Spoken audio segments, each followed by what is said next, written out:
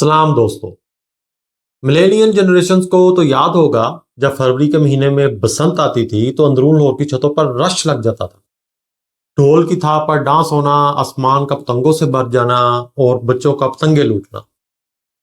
लाहौर और कसूर में बहुत जोश से बसंत मनाई जाती थी। लेकिन फिर 2007 में पतंगबाजी पर मुकम्मल पाबंदी लग जाती है।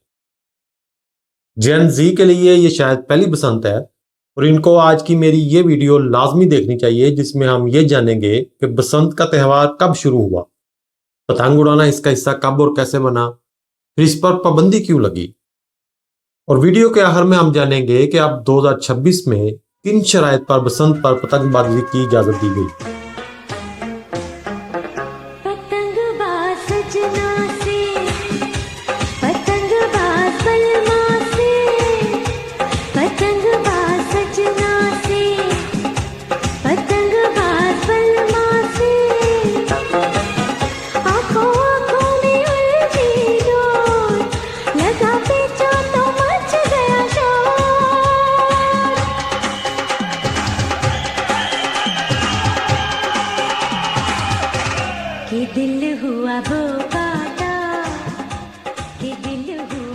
ज्यादातर लोग समझते हैं कि बसंत सिर्फ पतंगबाजी का नाम है, लेकिन हकीकत में पतंगबाजी बसंत का बहुत बाद में हिस्सा बनी।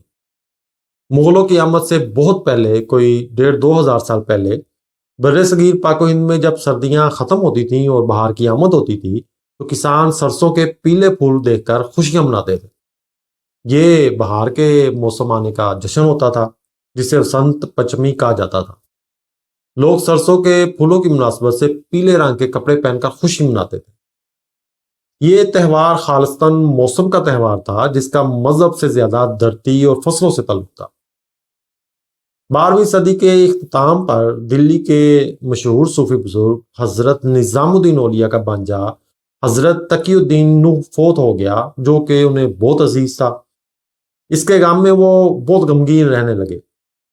जब अमीर खुसरो ने यह देखा तो उन्होंने बसंत वाले दिन अपने कुछ साथियों समेत पीले रंग के कपड़े जेबतन किए और सरसों और टीसू के फूल लेकर अपने पीरो मुर्शिद हजरत निजामुद्दीन औलिया की बारगाह में हाजिर हुए और साथ में गा रहे थे, फूल राही सरसों सकल बन।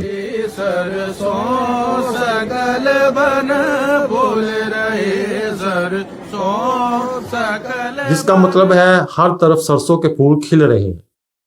ये देखकर निजामुद्दीन औलिया मुस्कुरा दिए। तब से लेकर आज तक हजरत निजामुद्दीन औलिया के मजार पर हर साल बसंत पर लोग पीले कपड़े पहनकर सरसों के फूल लेकर हाजिर होते हैं और साथ में यही अल्फाज गुनगुनाते हैं। अब सवाल ये है कि इस मौसमी त्यौहार में पतंग कहां से आई?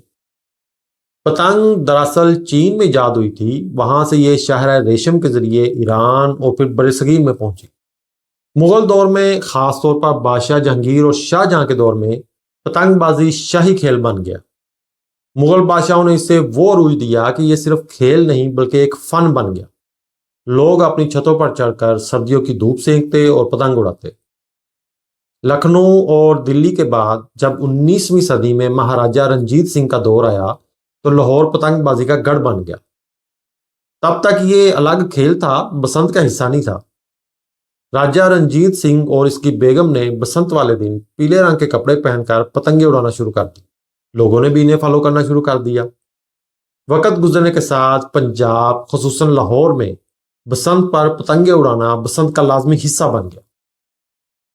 क़याम पाकिस्तान के बाद भी यह त्यौहार लाहौर की सकाफती पहचान बना रहा।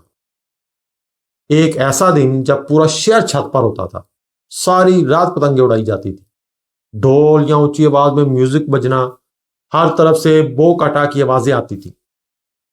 तब तक इस्तेमाल किए जाने वाली डोर सिर्फ धागे, चावल की लई यानी मांझा और बारीक कांच से बनती थी, जो खतरनाक नहीं थी। लेकिन फिर पेचा लगाकर दूसरों की पतंग काटने का जुनून लोगों पर इतना सवार हो गया कि 1990 की दहाई के शुरू में लोगों ने केमिकल डोर का इस्तेमाल करना शुरू कर दिया।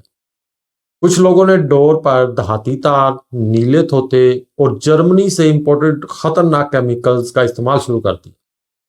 ये अब डोर नहीं थी, ये एक आरी बन चुकी थी। मकसद सिर्फ एक था, मुखालिफ की पतंग काटना, चाहे इसके लिए कुछ भी करना पड़े।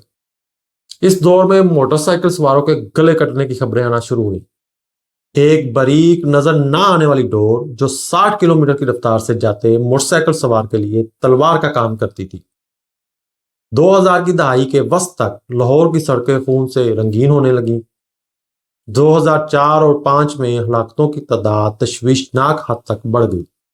بچے چھتوں سے گر رہے تھے، راہگیروں کے گلے کٹ رہے تھے، اور بجلی کی تاروں پر تانبے کی ڈور پھرنے سے وابڈا کو کروڑوں کا نقصان ہو رہا تھا۔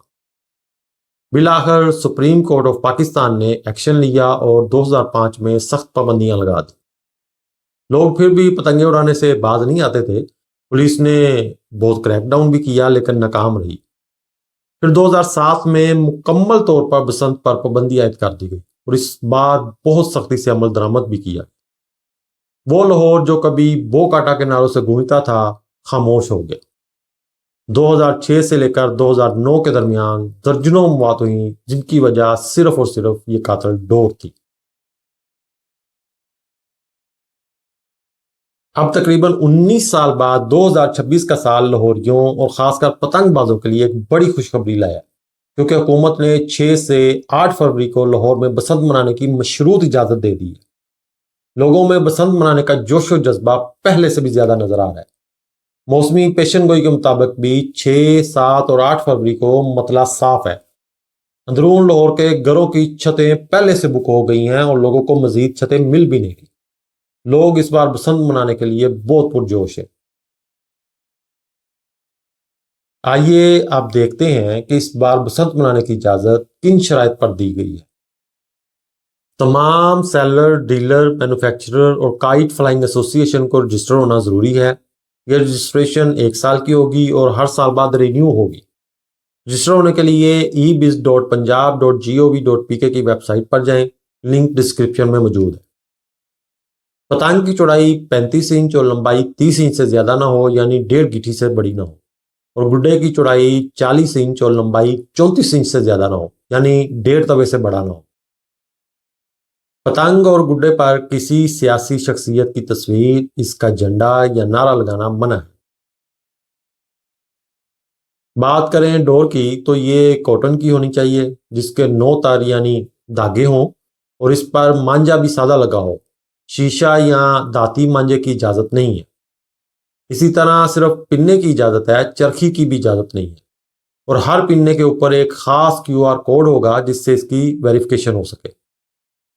کیمیکل یا دھاتی ڈور استعمال کرنے پر دہشت گردی کی دفعات کے تحت مقدمہ بھی ہو سکتا ہے۔ شہر کے گنجان آباد علاقے اور مین ہائی ویز ریڈ زون قرار دیے گئے ہیں۔ یہاں موٹر سائیکل چلانے پر پابندی یا سخت نگرانی ہوگی۔ موٹر سائیکلوں پر سیفٹی راڈ لگانا لازمی قرار دیا گیا ہے۔ راڈ نہ لگانے کی صورت میں 2000 روپے جرمانہ ہوگا۔ بسنت کے تینوں دنوں میں 500 بسیں، 6000 رکشے اور 60,000 ٹیکسی رائڈز فری دی جائیں گی تاکہ لوگ موٹر سائیکل کا کم سے کم استعمال کریں۔ پنجاب گورنمنٹ نے بسنت کی آفیشیل ویب سائٹ بھی جاری کی ہے، آپ اس پر جا کر مزید معلومات دیکھ سکتے ہیں۔ اس کا لنک ہے basant.punjab.gov.pk۔ بسنت کی واپسی خوش آئند ہے، لیکن یہ ایک بہت بڑا امتحان بھی ہے۔ میں تمام لاہوریوں اور پاکستانیوں سے اپیل کرتا ہوں، خدارا اپنی خوشی کے لیے کسی کے گھر کا چراغ نہ بجھائیں۔ حکومت نے جو شرائط رکھی ہیں ان پر 100% عمل کریں۔ دھاتی ڈور اور کیمیکل ڈور کا بائیکاٹ کریں، اور اگر آپ موٹر سائیکل پر ہیں تو سیفٹی راڈ ضرور لگائیں۔ یاد رکھیں اگر اس بار کوئی خدا نخواستہ بڑا سانحہ ہوا تو شاید بسنت ہمیشہ ہمیشہ کے لیے دفن ہو جائے گی۔ یہ تہوار رنگوں کا تہوار ہے، اسے خون سے سرخ نہ ہونے دیں۔ اپنی حفاظت کریں اور دوسروں کا خیال رکھیں۔ ویڈیو پسند آئی ہو تو لائک اور شیئر ضرور کریں تاکہ یہ پیغام ہر پتنگ باز تک پہنچ سکے۔ اللہ حافظ۔